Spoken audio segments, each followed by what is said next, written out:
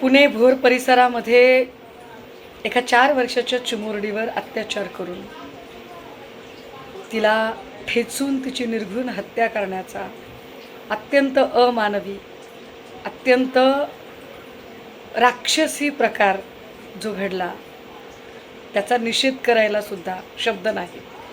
जिथे माणसाच्या शब्द थिजतात, जिथे माणूस पण खरंच आपल्याकडे शिल्लक आहे का नाही असं वाटणं इतपत स्थिती निर्माण होते. आपण आपल्या राज्याच्या गृहमंत्र्यांकडून काय अपेक्षा कराव्या?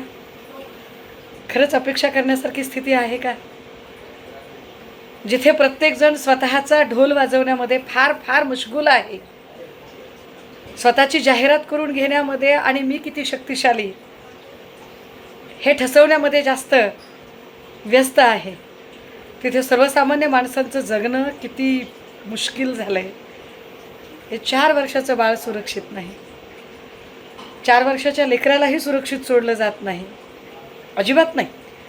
गृहमंत्र्यांचा राजीनामा बिलकुल मागावासा वाटत नाही, मागू नये. कारण आपल्याला माहिती आहे की गृहमंत्र्यांना या गोष्टींशी काही फरकच पडत नाही, देणं घेणं नाही. काही जरी झालं तरी गृहमंत्री काय राजीनामा काय देणं वगैरे ते तर दूरच राहिलं. फार फार तर मृतकाच्या घरी मदत पोचवणे, मोठं भाषण करणे, आम्ही याच्या मुळाशी जाऊ म्हणणे, याच्या पलीकडे गृहमंत्री फार काही करणार नाहीत. ज्याचं पोट जळालं त्याला झळ लागली. आपण एका असुरक्षित राज्यामध्ये आहोत एवढं भान आपल्याला असावं.